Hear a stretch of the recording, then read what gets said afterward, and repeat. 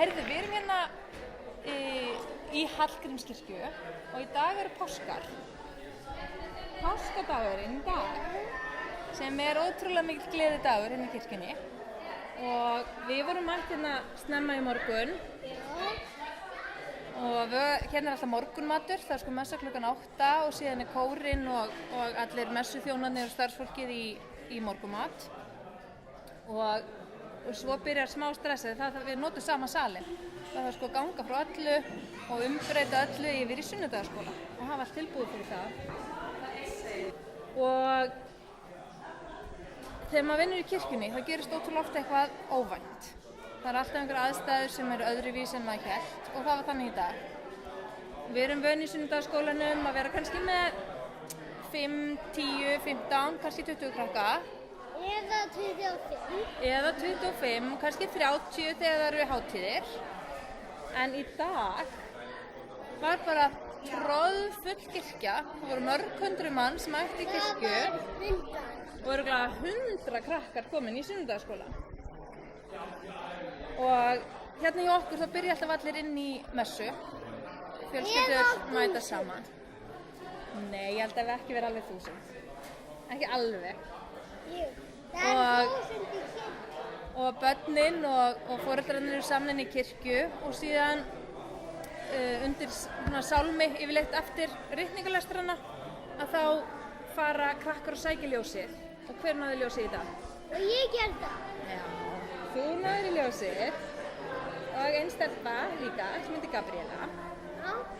Og þá halda þau ljósinu alla leið og það er svolítið löng ganga í Hallgrímskirkju. Það er svolítið löng leið að halda á kertinu alveg frá altarinu og alla leið hingað. Við erum að fara upp stíg. Já, þurfum að fara upp tröppurna til þess að sækja ljósið og halda svo ljósinu niður tröppuna. Já.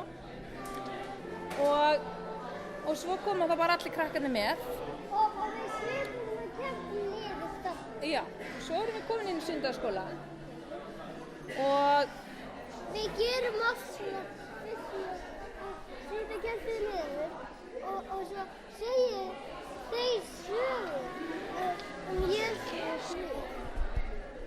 Já, þá segjum við sögu Jesú og Guð, svo syngjum við og förum með minnisvers, eða ekki? En í dag, þá fórum við sko í páskaeggjaleit. Úti.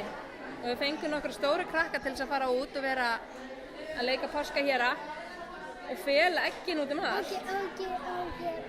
Kappilega ljósbúr. Jú.